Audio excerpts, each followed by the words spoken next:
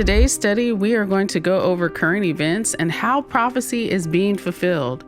We will take a deeper look at how our democratic republic in the U.S. is being undermined and how the Constitution is under attack. Now, we realize America has become extremely divided with strong views on both sides, the left and the right.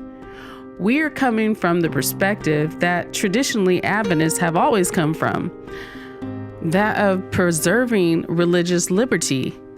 The idea that all men have an unalienable right to freedom and liberty for all. Let's get started. The very first thing we need to understand is what is at stake in this political game of chess. We need to understand, number one, that this is not a game. This is not about left versus right. It is only about the Constitution of the United States. He says, long has the attention of the world been called to the principles of religious liberty, enunciated by the author of Christianity. Notice he has author capitalized, that's Christ, and incorporated in the articles of our federal government, and in turn became a part of the American Constitution. But a new day seems to have dawned, and one is led to inquire whether we shall maintain these beautiful principles of liberty given us as a heritage from the pioneers of the Advent message, or shall we, like Jews of old, reject any message God may choose to send us and persecute those who dare to accept it. In another statement in Symbolic Code, Volume 7, number 16, page 12, he says, so every Christian, if he would be obedient to God's commands, must be loyal to the country in which he lives. Wherefore, as Christians in America, devoted to God and consequently loyal to the just principles of this free government under God, we pledge allegiance to the flag of the United States of America and to the republic for which it stands, one nation, indivisible, with liberty and justice for all. And so long as Old Glory unfurls itself as the emblem of the inviolate principles of its Constitution, so long is our pledge of allegiance to it an inviolate thing. So that means Old Glory is another name for America or the flag. Okay, Old Glory. As long as it doesn't violate its principles, right, of the Constitution, he's saying, then our pledge of allegiance to it will not disappear, basically, as long as it is true to the Constitution. So right here, Brother Hadab is giving us directives, right, as present truth believers, that we're to obey, right, our governmental authorities, and we are to pledge allegiance to the United States of America and the republic for which it stands. We know that was established through the Constitution. We know the Constitution is divinely inspired. Hadab goes even so far to say that Christ is basically the underlying author of the Constitution and of our government. So as long as America remains committed to that Constitution, that piece of that gives us liberty and freedom, and in particular religious freedom, we are to have allegiance to it. But if it begins to violate, there's an implication there that at some point we would not have to bear allegiance to it if it begins to destroy that Constitution. So let's go further into this. So inspiration tells us that our duty as Christians is to uphold the Constitution, as it was not merely inspired by man, but by Christ, the author of religious liberty. Our obedience to earthly rulers, presidents, and statesmen hinges on this loyalty to this divine idea. Indeed, Every American president, law enforcement officer, military officer, and politician is sworn in by this solemn statement. I do solemnly swear or affirm that I will faithfully execute the office of whatever office they're being sworn into of the United States, and will, to the best of my ability, preserve, protect, and defend the Constitution of the United States. So that's what our president says. That's what every congressman says. That's what every law enforcement officer says when they go into office. That's what every every employee of the federal government has to say this, okay? And they have to swear in. And they all declare that they will protect and defend the Constitution. So right now you're going to see that the three branches of government are being severely tested as the changes being instituted in the United States at a rapid pace are on the executive level, but are purposely challenging the other three branches. So this is a review for some of you that have looked at the other study, the Confederacy and the Constitution. But the Constitution is not easily changed, as you can see by this infographic. There are only two ways the Constitution can be amended. The first way is that an amendment or change can be proposed by 2/3 vote in Congress by both houses. So we have a 2/3 vote. There's two houses in our Congress called the House of Representatives and the Senate. So 2/3 of all the representatives in both houses have to agree to the amendment that is proposed, but it has to go through a second step. The amendment has to be ratified, and it can only be ratified if 3/4 of the 50 states ratifies it or signs it into law. So 3/4 of 50 is 38 states. So at least 38 states out of 50 have to agree for this amendment to be ratified. The second way is that it can be proposed at a national convention by Congress when requested by 2/3 of state legislatures. So that's 34 state legislators out of 50 have to propose the change. And then again, it must be ratified by 38 of the states. So it's not an easy thing to do. Since taking office on January 20th, 2025, Trump unleashed a series of executive orders, and he's still doing this, directives and firings through the executive branch that have shaken up the entire U.S. government. So the government is set up by of the U.S. is also set up by the Constitution. The Constitution describes the way our government will run, and how it's ran. It's ran by three branches of government, and they're supposed to provide checks and balances so no one branch can become too powerful. We have the legislative branch, which is the two houses of Congress, the House of Representatives and the Senate. We have the executive branch, which includes the president, the vice president, and the president's cabinet. And then we have the judicial branch, which includes federal courts and the highest court in the land, the Supreme Court. So Trump has been testing the limits of the executive branch, and we're going to get into detail how he's been doing that, wielding its power in a manner not seen before in American politics.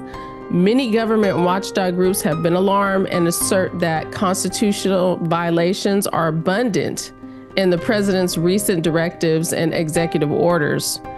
Trump's challenges to the U.S. Constitution bring to bear the weighty responsibility of ensuring fidelity to the Constitution, which ensures freedoms and rights to all Americans, upon the judicial branch. Okay, why is it coming down? Why will it come down to the judicial branch?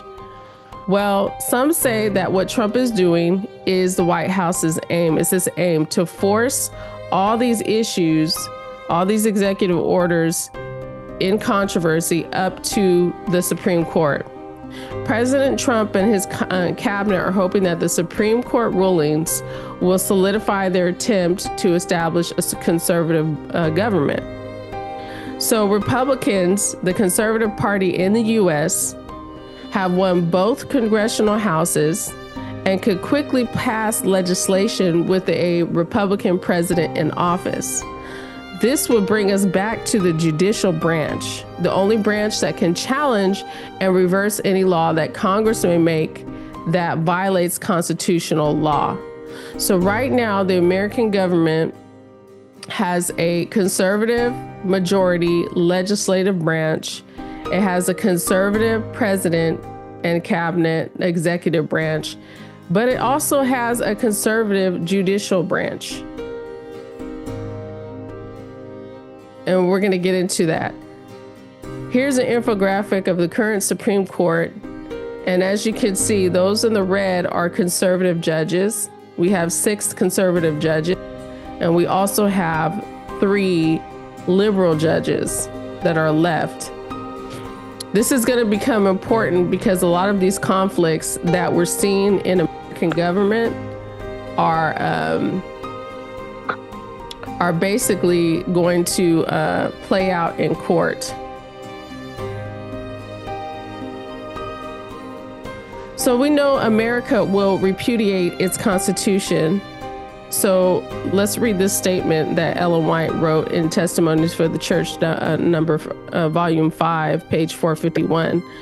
When Protestantism shall stretch her hand across the gulf to grasp the hand of Roman power, when she shall reach over the abyss to clasp hands with spiritualism, when, under the influence of this threefold union, our country shall repudiate every principle of its constitution as a Protestant and Republican government, and shall make provision for the propagation of papal falsehoods and delusions, then we may know that the time has come for the marvelous working of Satan and that the end is near.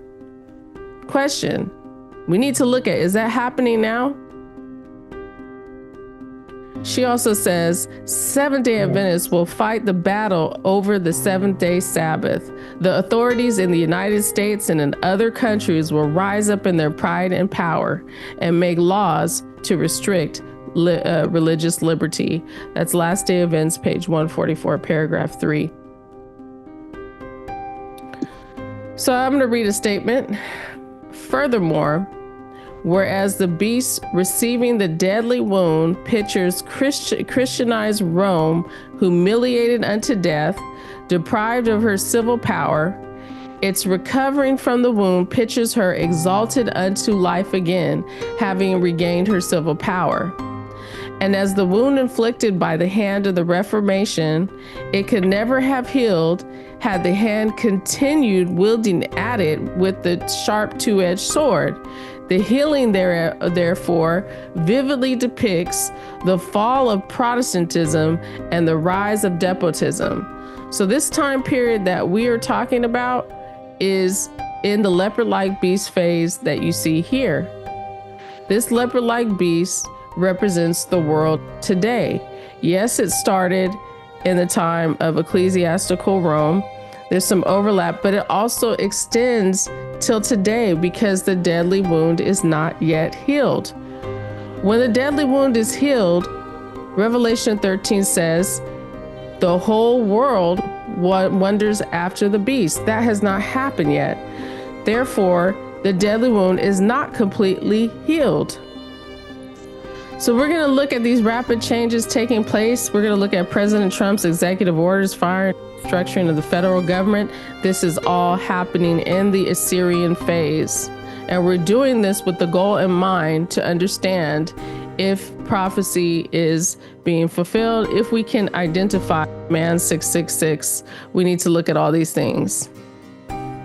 One of the first executive orders Trump signed was the pardon of all January 6th insurrectionists who attempted to overthrow the 2020 election results. Okay. Now, these people were tried by the Justice Department. The first thing that he did was to sign a executive order to release these prisoners. Trump And conservatives felt that it was over 1,500 defendants who had been prosecuted by the Justice Department. They felt like time served for them was enough. And some of them had really violent crimes against the Capitol police officers. This is an actual picture of what happened on that day. The entire Capitol was overrun. They broke into the houses of Congress. The lawmakers, all the congressmen and senators and women, they had to run for their lives. And a lot of them were going in there with the intent to kill them. So Trump pardoned over 1,500, and he also commuted the sentences of organizers of the January 6th insurrection who were convicted of sedition and plotting against the U.S. government. Because of what he did, he was impeached twice by the House of Representatives, okay? But he was not impeached by the Senate, the other House of Congress. So because he was not impeached by both the House of Representatives and the Senate, he was able to run again. If he had been impeached by both houses, he would not have been able to run again. So this happened because the United States is so divided left and right, which we are told not to get involved in. We're not to take either side. Ellen White says there's a corruption on both sides. Okay, but that does not mean that we're not to look and see how either side is fulfilling prophecy or attempting to dissolve the Constitution. So we have a lot of crazy things happening where a third term for Trump, an amendment to the Constitution, is being floated by a Republican congressman. And he's saying, you know, we need to get Trump in there for longer than 2 terms. Currently, U.S. presidents can only serve two 4-year terms, and they cannot serve beyond that. After that, they're done. But now this idea of having Trump in for longer than 2 terms, and he's in his 2nd term right now, so that means he would only serve for 4 years. Now this idea that he needs to be in longer than that 4 years is being floated around. And could it happen? Yes, it could, because we have a majority of conservative states. So we're looking closely at that. Trump has also gotten rid of any diversity, equity, and inclusion programs and positions in the federal government and military. Hundreds of federal DEI workers were laid off and put on leave immediately. Trump also revoked the Equal Opportunity Employment Act, which was passed in 1965 by President Johnson, along with the Civil Rights Act. This means any programs that educate leaders and organizations about minority populations or historically disenfranchised communities such as Black, Hispanic, LGBTQ, and how to overcome personal biases in hiring, it's now prohibited. Trump and fellow Republicans are using a Supreme Court ruling that ended affirmative action. That was a policy in America which encouraged employers and universities to consider minority groups when vetting their applicants. It was a way for America to combat the historical racism that took place on such a high level up to the 1960s and 70s. And so they were trying to eradicate that racism, but now all those measures have been basically done away with. Now, why is this significant? Because this has to do with the rights of private corporations. Any private corporations such as Costco and they released a statement that they were not going to get rid of of training their employees how to respect diverse communities. Now they're being sued by 22 conservative states, 22 attorneys general. That is very significant. That means that they're going to go through litigation that will cost them millions and millions of dollars because they have dared to defy the president, the executive branch. So the conservative states and the conservative state legislatures are working with the president to make sure they punish anybody who does not go along with his executive orders. This is very significant, and it's probably going to go to the Supreme Court. So another thing that happened is Trump fired Equal Employment Opportunity commissioners, and they are a federal agency which, enforces, you can't discriminate in America. You can't discriminate based on race, color, religion, sex, national origin, age, disability. You can't treat someone worse than another person based on any of those things. It's against the law. Okay, this can affect Adventists directly and Sabbath keepers directly, because religion is in there. Adventists have used the Equal Employment Opportunity Act, and they also have used the EEOC, which is a commission that oversees all those laws that are supposed to stop employers from discriminating against you. Adventists have used these two things successfully to protect their rights as Sabbath keepers, to make sure they're not discriminated for keeping the 7-day Sabbath. But now it seems like Trump is trying to dismantle this. So the EEOC is led by a 5-member commission, each one whom is presidentially appointed, but typically they enjoy a staggered 5-year terms. This means they serve in between presidents, and they're supposed to be nonpartisan. Like, they usually aren't fired, just because the president was a Republican or a Democrat. So that's significant. Another way that Trump challenged the Constitution directly is he signed an executive order to end birthright citizenship.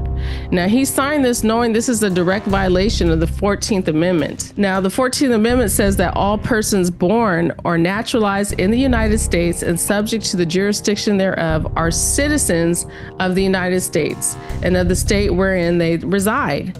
No state shall make or enforce any law which shall abridge those privileges or immunities of the citizens of the United States, nor shall any state deprive any person of life, liberty, or property without due process of the law. Okay, so this is a very significant one that he did, because like I said, when you're sworn into office, especially as the president, you're saying that you will protect the Constitution from all attacks, foreign or domestic. But what if the attack is coming from you yourself? He's testing the strength of the branches of government.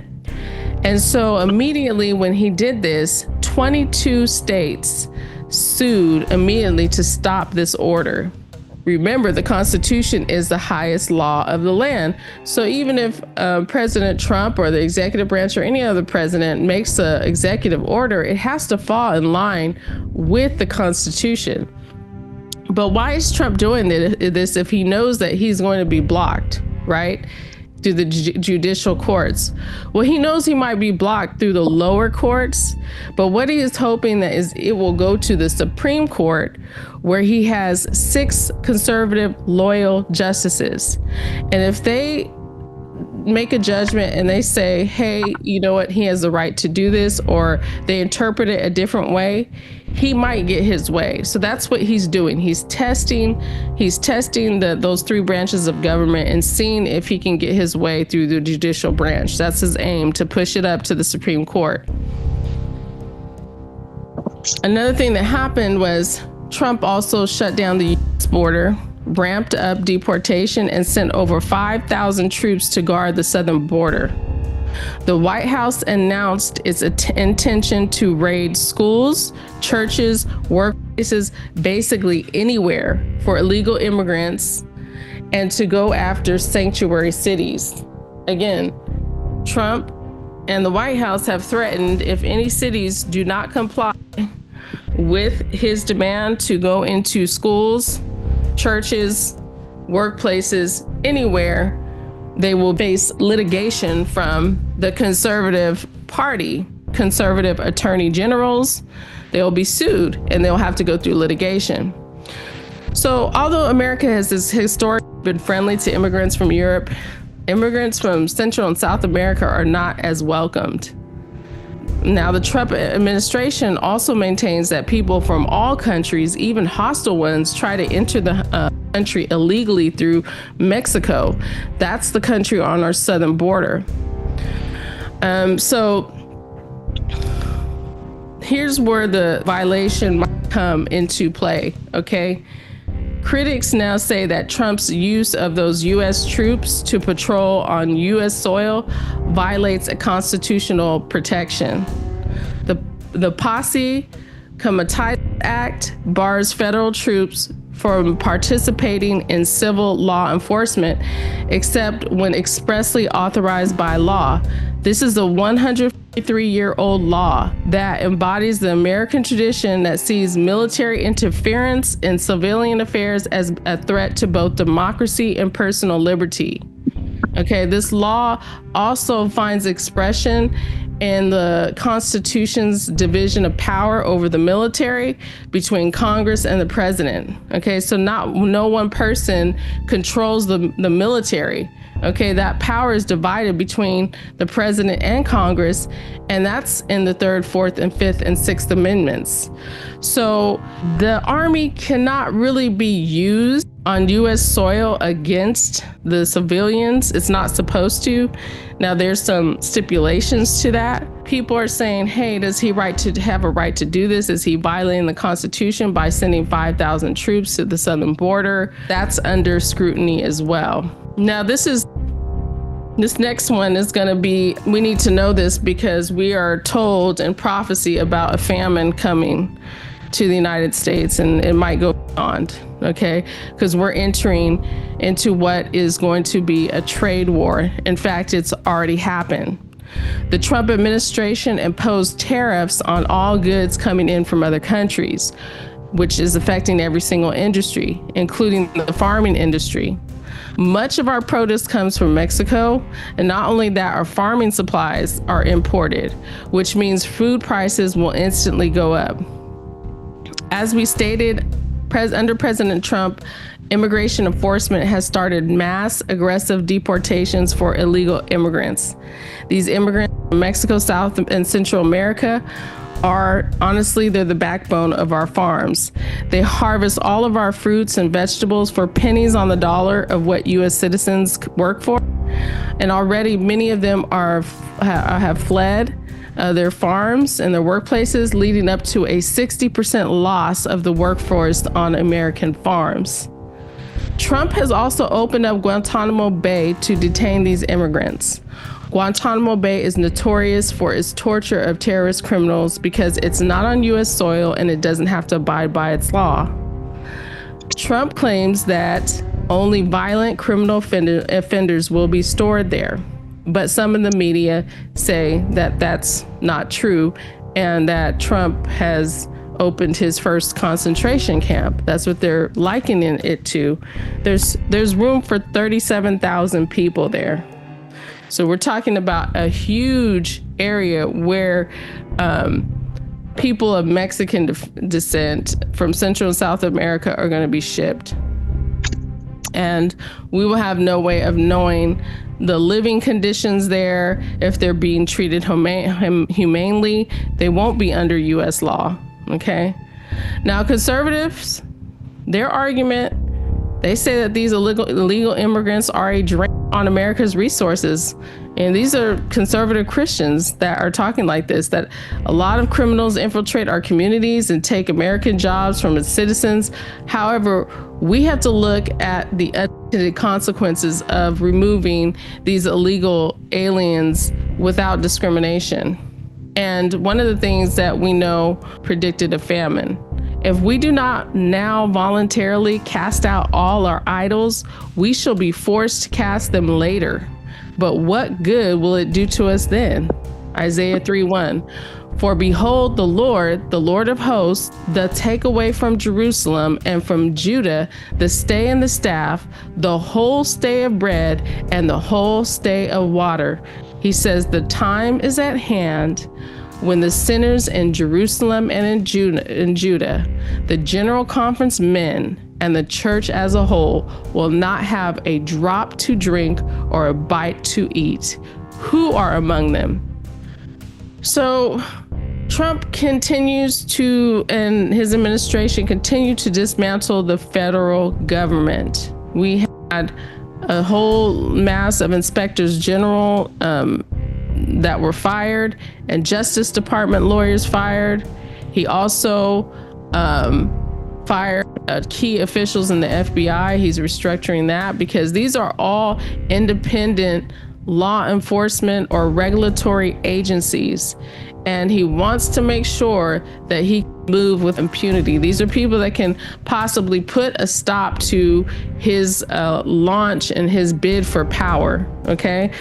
And if he can get all the people that would stand up against any violations of the Constitution out and put Trump loyalists in, then he can move with a freedom that we've never seen before. That's what he's doing. He's testing everything. So he's just firing and firing these people no matter what the consequence. Now, we have seen in the past week another violations of the Constitution. It's called the Appropriations Clause and Congressional Budget and Impoundment Control Act. The Appropriations Clause is in the Constitution. It gives Congress the power to control federal spending. Well, Trump wrote an executive order to test that, to defy that. He froze all federal aid programs, and he also offered to every federal employee, and there's millions of them, for them to resign. Okay? It was blocked by a federal judge because it's not constitutional. Again, it's going back to the judicial system. And what will happen is the Trump's team will go ahead and appeal it and try to appeal to the higher court until it goes all the way to the Supreme Court. And what he's hoping is that that Supreme Court will give him complete control over the money in America, which is trillions of dollars, of course. Will he get it? We don't know. So right now we've showed you the test to our Constitution, the attempts to dismantle our Constitution, what is going on. And that is happening by the president, sad to say, and the executive branch. But we need to go back to the statement from Ellen White, which talks about the Protestants, the Catholics, and the government getting together, because we need to take a look and see how that is coming to pass. A lot of Adventists are asleep right now because they're looking for a major movement from the Pope himself to take over, right? And to institute his image of the beast. Well, they're not going to see that. It's a lot more stealthy than that. Like, the Catholics are infiltrating our U.S. government. And if you haven't paid attention, this may shock you about how powerful Catholics are right now. Okay?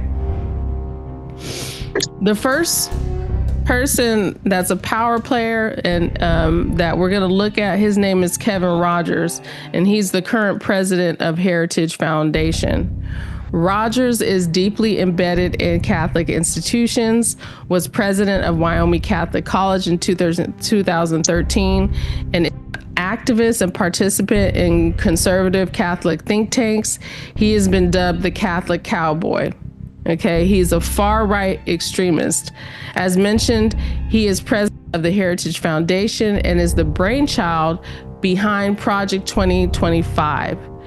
And if you want to know what Trump is doing right now, he's following the Project 2025.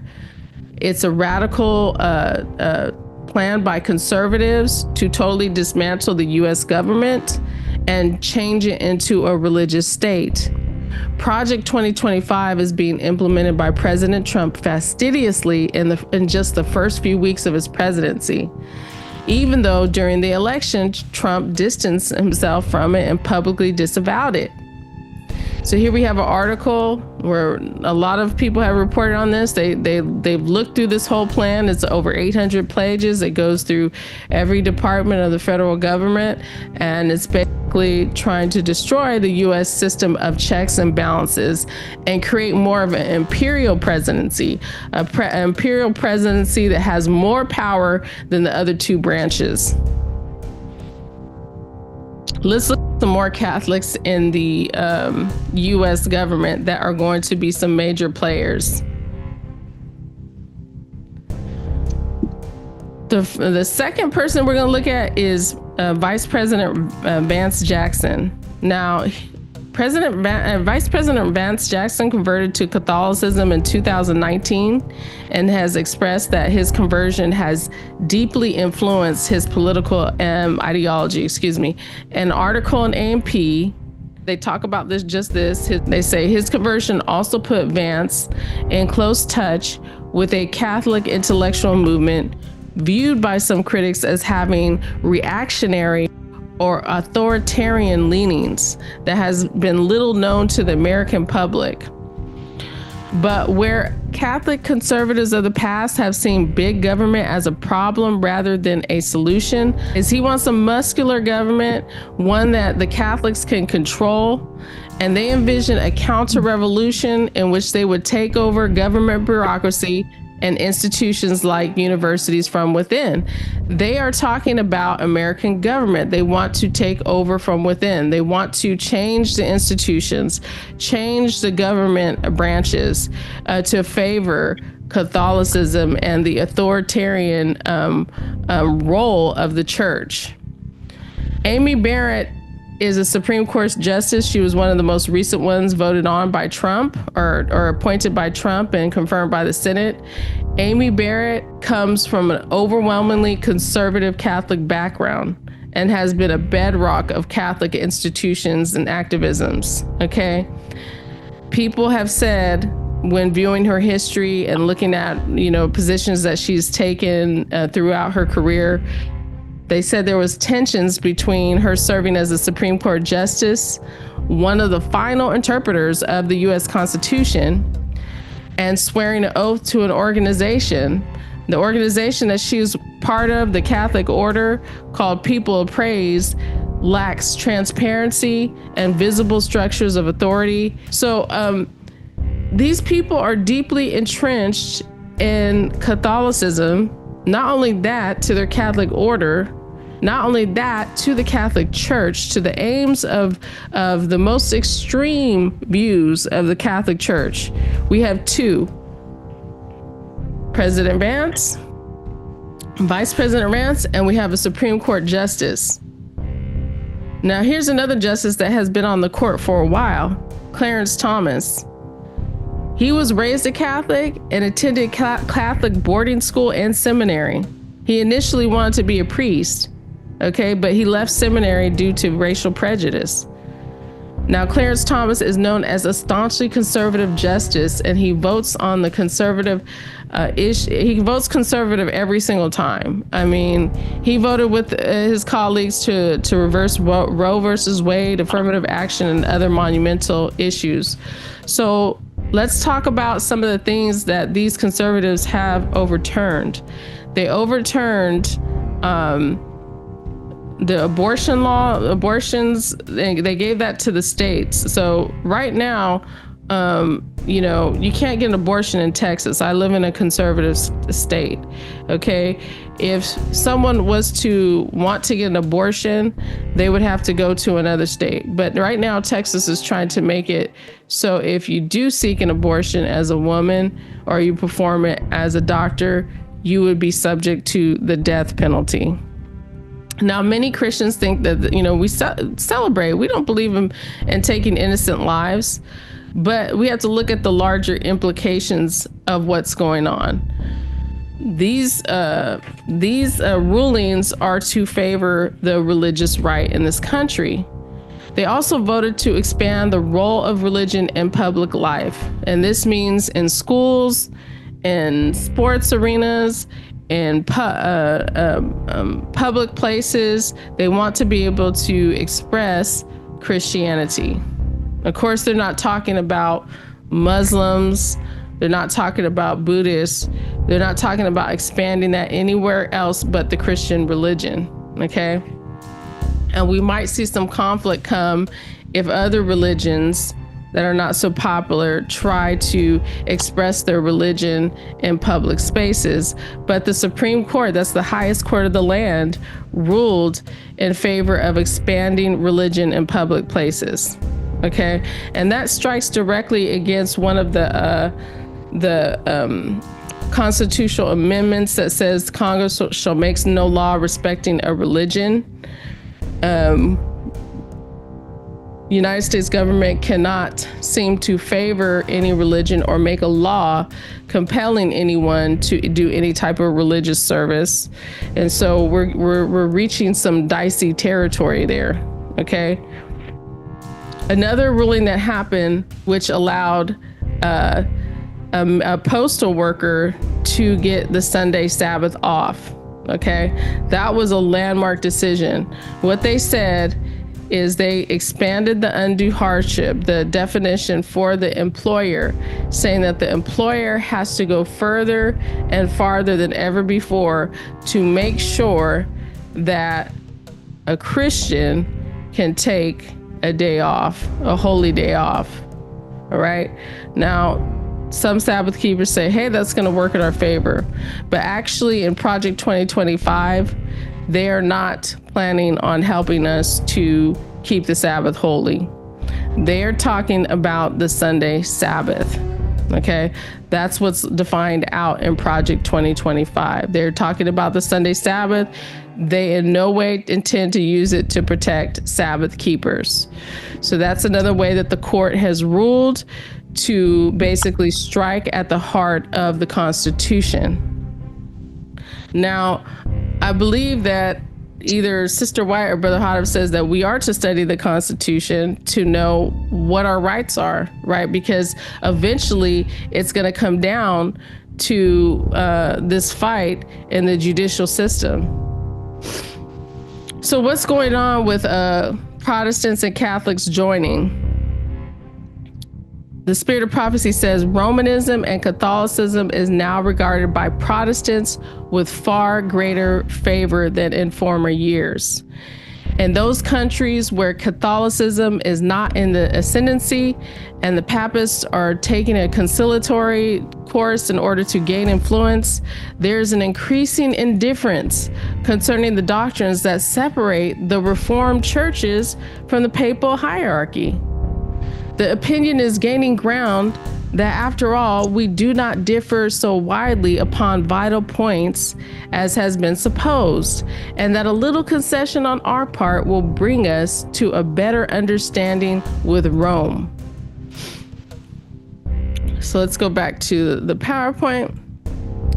So I want to try to organize this timeline so we can play out the sequence of it, okay?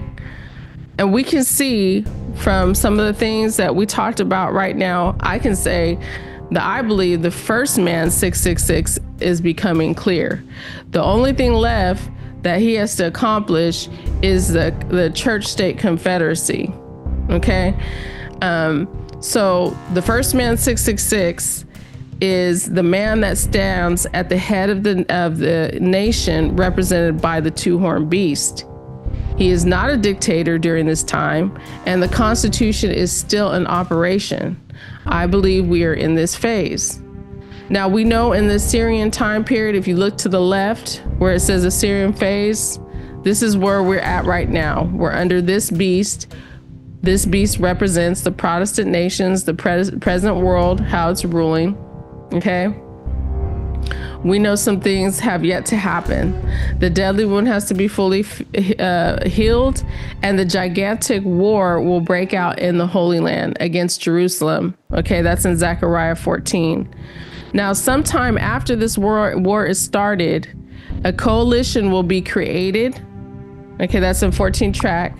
A church-state confederacy, because America and its allies, the Protestant nations, are desperate to win this war. Assyria will be in the process of being crushed, losing. And this is the reason for the final push, okay, to get this church confederacy out there to totally repudiate the Constitution. And when this confederacy is formed, we know that the winds have been let go and the ceiling is over. And we know that because of these statements.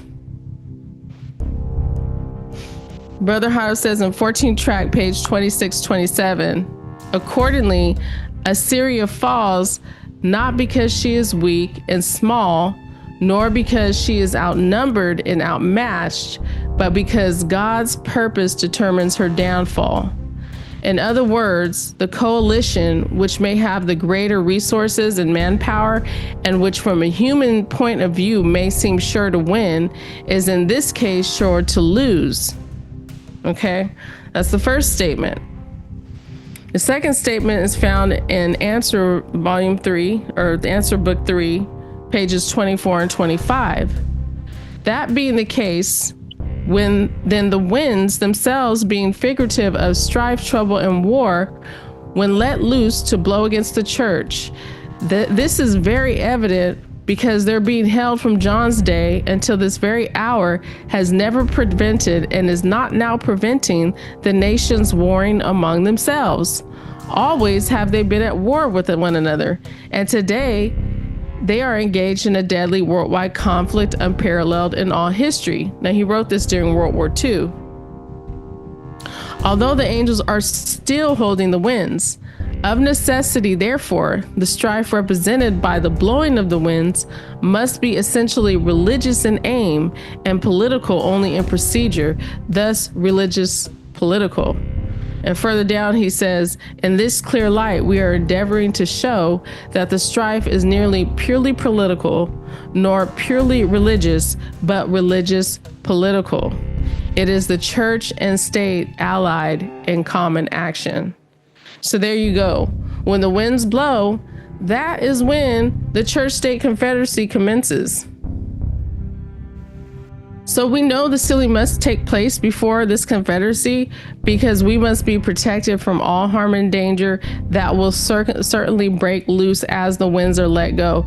And let's not forget that the angels are loose too to start their work against evil men. Let's read these statements. In 12 symbolic code number 2, it says, you recall that there were 4 angels stationed on the 4 corners of the earth, and they were to hold the winds from blowing on the earth and the sea and the trees until the servants, the 144,000, are sealed. For when the winds are loose, they will hurt. After they receive the seal, though, the winds will blow, but they will not hurt the sealed ones, for they have received perfect and absolute protection from all harm. So Brother Out of here is telling us that we have to have that seal at the time that the winds blow. We have to have it before it so we can be protected from all the harm that is going to be unleashed upon the world. Again, he says on page 10 of the same code, when God places his seal upon the 144,000, then nobody can hurt them. Do you see that then that the winds were held by angels because the servants of God were not as yet sealed under special protection? Unless they were sealed when the winds started to blow, God's people would be left utterly without protection from the danger of the hurting of the winds. Were they sealed, however, before the winds blow, the winds could not harm them. So 2 things happen when the winds are let go. Okay, 2 things happen. The church-state confederacy, or you can call it the Assyrian confederacy, commences. The sealing is complete at that time. The Assyrian yoke also will be broken off of our neck, and the slaughter of Ezekiel 9 happens to release us from the yoke of the Esauites in the church, those who oppressed us.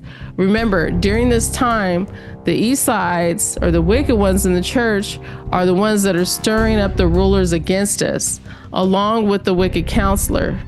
And we can read that in the statement in 13 symbolic code number 1, page 11. He says, alas, for that day is great, so that none is like it. It is even the time of Jacob's trouble, but he shall be saved out of it. For it shall come to pass in that day, saith the Lord of hosts, that I will break his yoke, the yoke of Assyria, from off thy neck, and will burst thy bonds, and strangers shall no more serve themselves of him. So who is he talking about? He's talking about the yoke of Assyria, because we're going to hear it in the next statement. He said to break one's yoke and bonds means to make one free. It is the Assyrian yoke that Jacob is going to be made free. It is from the Assyrian yoke that Jacob is going to be made free. So Assyria falls at the time of the slaughter, right? So let's go back to the timeline and summarize. Okay, right now, we should be getting some real strong clues about who might be the 666, the man 666, if we look at current events. And another thing, the wicked counselor is soon to be revealed as well, because when that war starts, he's going to start counseling, and giving his wicked counsel so that they can come against the people of God. The gigantic war will start in Jerusalem, where everyone will be involved. This war is said to be a longer war by Brother Hadif. And what we know is that sometime during this war, a coalition will be formed, a church-state confederacy. And when that happens, we know the sealing is complete. Soon after that time, Jacob's yoke from both Assyria and from the strangers in her midst, the sinful Esauites in the church. Remember, we're antitypical Jacob, and they're the antitypical Esauites, okay? Jacob's yoke is going to be broken from Assyria, which is the Protestant nations, and the Assyrian Confederacy, right? It's going to be broken and it's going to be lifted, okay? Because you have to remember, when that Assyrian Confederacy comes, and maybe even before it, the laws in the United States are going to get more oppressive for the people of God, okay? We might have tax laws. We might have laws that take away our property. We don't know how bad it's going to get. We know it's going to be a bad trouble, because the Bible says, alas, it is Jacob's trouble, but it is even, that day is great. There is none like it. It is even the time of Jacob's trouble, but he shall be saved out of it.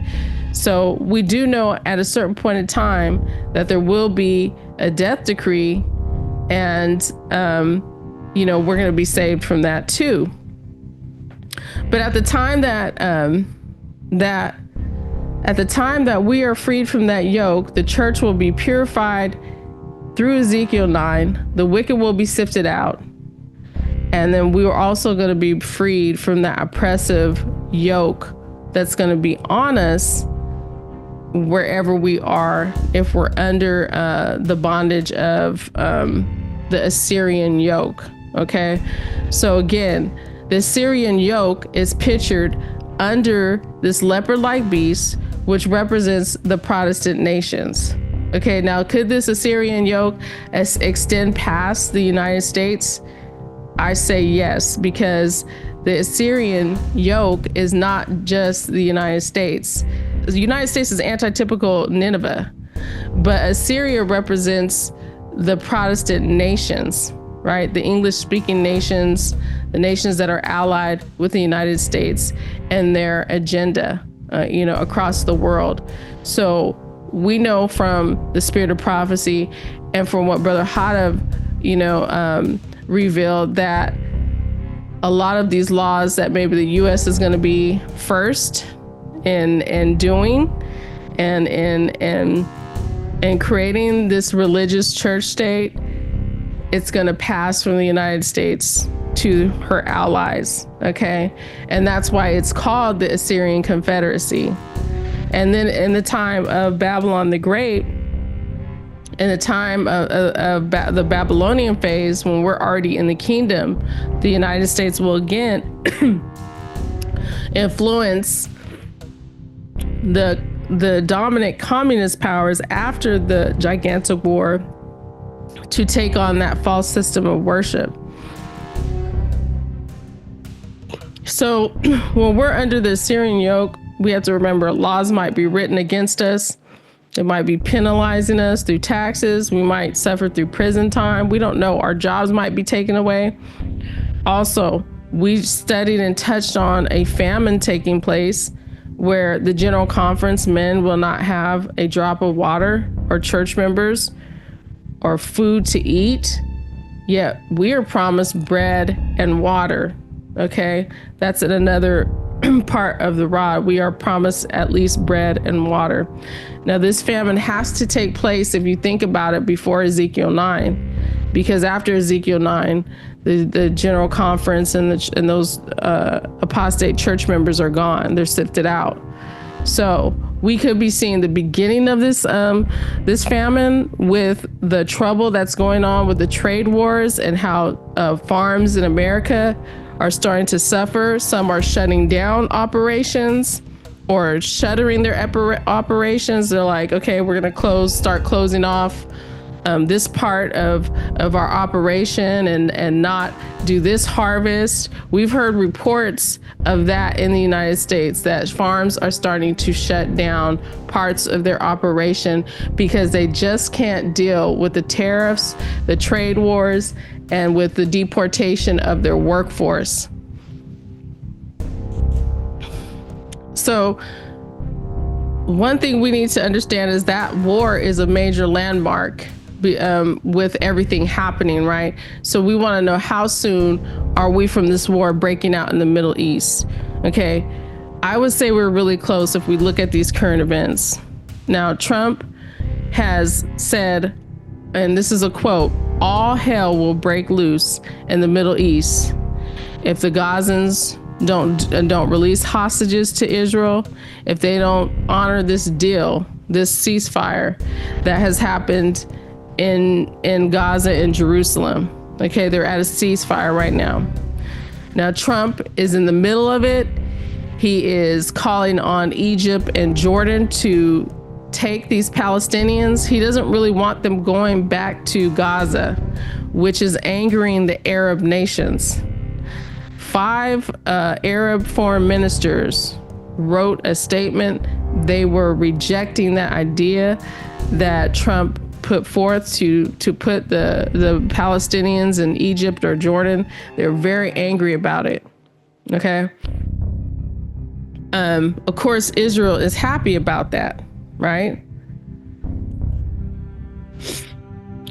Trump has said he's the strongest support of Israel ever. He's the strongest president to ever support Israel, and he promises that he will support Israel come what may. He's going to do the utmost to protect them. Okay. Trump is also getting into the water with Putin, and he's basically trying to demand that he ends this ridiculous war in Ukraine. But it's not that simple, because what's happening now is North Korea is actually helping Russia. Their troops are in Ukraine and stuff, and they're fighting on the side of Russia. Okay. Russia already has the support of China, Iran, North Korea, Brazil, and mostly all of the Arab states. Okay. And Putin, as we discussed before, has been courting many third world countries by forgiving debt, giving them infrastructure loans, and he's trying to solidify their ties and loyalty to Russia and its allies. So all things are ripe for this war. Okay. Because what we see now is, here in America, is Trump is just moving with this ferocity that we have never seen before in a US president. And he's like, it's either my way or the highway.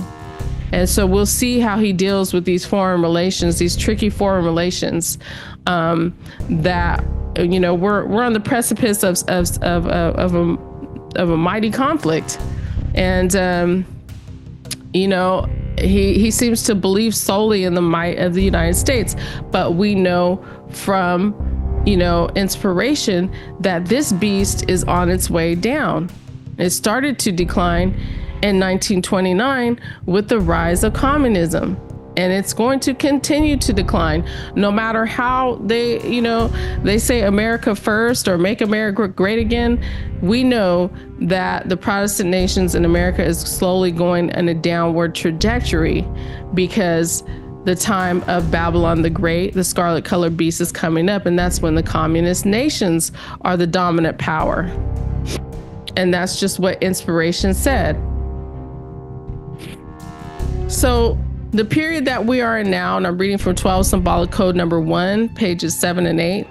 The period we are in now is antitypical Assyria. The Assyrian period is about to pass away, and the period of Babylon is to be ushered in. But there is another thing that is to happen between the setting up of the Confederacy of Isaiah 8:9 and the rise of Babylon. It is the setting up of God's kingdom. God's kingdom are to be taken to their own land and made free. So this is Brother Hadab talking about the chapters in Isaiah, okay? In outlining the chapters, we find this order. The 7th chapter brings the birth of the Christians and the federation against them. The 8th chapter brings in the latter-day confederacy of peoples and nations and the outcome of it. The 9th and 10th chapters contain a continuation of the antitypical period of Assyria and her fall. The 11th chapter brings the setting up of the kingdom of God. The 12th chapter expresses the praise of those in Zion in the kingdom. The 13th chapter brings the burden of Babylon. Recently, you recall, I'm still quoting from 12 Symbolic Code number 1. Recently, you recall, we studied the 10th chapter of Isaiah and found that that this chapter brings us to the time when the period of antitypical Assyria is to come to its end. We might naturally expect Babylon to follow next, because that period comes after the fall of Assyria. But that is not correct, for Christ's kingdom must also come in its proper time. That is the child, his people when they have become mature, born-again Christians. The burden of Babylon, therefore, is not mentioned until the 13th chapter of Isaiah. Let me go back to the slide. Do you see that there's a transition period in between the leopard-like beast and the scarlet-colored beast? And you see what happens during this transition period? You see, we have to go through this period of great trouble, Jacob's time of trouble, before we are the mature Christians mentioned in Isaiah. Before we grow out of our childhood, Christianity and become those mature Christians that can stand in the midst of any storm, we have to go through that time of trouble. The yoke of Assyria will be broken off of us. The sinners in the church will be taken away from us. We will no longer be, burdened by either one of them. And then the greatest thing ever to happens is Michael stands up, and then we are taken into the kingdom. The kingdom is established. Okay, the loud cry goes forth. The final warning, it begins to be given to the entire world, and we will receive the forces of the Gentiles. Kings and queens will come nursing our children. They will be there to serve us and to say, hey, teach us the way of the Lord. So this is the mighty event that Brother Hadab says that we cannot forget about in the transition period between the leopard-like beast and the scarlet-colored beast of Revelation 17. So he says, you see that these chapters are arranged in their correct order, and put in other terms, it can be said that when this association of Isaiah 8 is urged, the leopard-like beast of Revelation 13 is about to pass off, and the other period represented by the scarlet-colored beast of Revelation 7 is about to come on the stage of action. With the fall of Assyria, the land of promise is also prepared for God's people to come, and there set up a place for those who are to be called out of Babylon, to come where there are neither sin nor sinners. Those are God's plans. So in the Babylonian phase, we're not going to get into it all the way, but we know that at this point in time, America's Man 666, we don't know if it's going to be the same person that, carries through the gigantic war and comes out on the other end, or we don't know if it's going to be a different person. Okay. But we do know from inspiration that this man 666 will become the world's chief dictator because of this statement in 12 track page 27. Having only 2 horns, not 10, The beast therefore depicts a local, not a universal government. Nevertheless, he will influence all Christendom to make an image to the beast, which had a wound by the sword and did live. That is, he will engineer a worldwide governmental setup, re-enthroning the principles of the church-state rule of ecclesiastical Rome. Being the restorer of these principles, he, along with the prophet, the false prophet, will become the world's chief dictator and shape not only the political and the religious policies of the governments, but also the world's commerce. He shall decree that no man might buy or sell, save he that had the mark or the name of the beast or the number of his name. This beast represents a man who stands at the head of a nation and whose influence goes far and wide among the kings of the earth. He is further identified by a number, the mystical number 636. So with this study, we've tried to take you through how prophecy can be being fulfilled right now. We think we might have an idea of who the first man 666 is under the Assyrian phase. We can see that the Assyrian yoke is being developed. We can see the attempt to change the laws, to dissolve the Constitution. All these things are happening right now. We can see the trouble in the Middle East is not. We haven't really come to a point of peace, even though we have a ceasefire. We can see it can erupt at any time. Trouble with Russia, trouble with the Arab states, and we know that's going to blossom or explode into the gigantic war that will surround Jerusalem. But in the midst of all these things that are happening, that are going to be happening, we are to be casting our idols down. We are to be preparing ourselves to stand for the time of trouble. And we are supposed to be, preparing ourselves for the antitypical Passover, the sealing time. It's happening right now. And we don't know when the sealing angel is going to visit us. It could visit us, tomorrow. We just don't know, when it's going to come. So we need to be ready, saints, at all times. We need to be getting ready, actively, confessing our sins and getting rid of everything that can get in the way, and being honest with ourselves. And following everything outlined in the spirit of prophecy and in the rod on how to prepare for this time.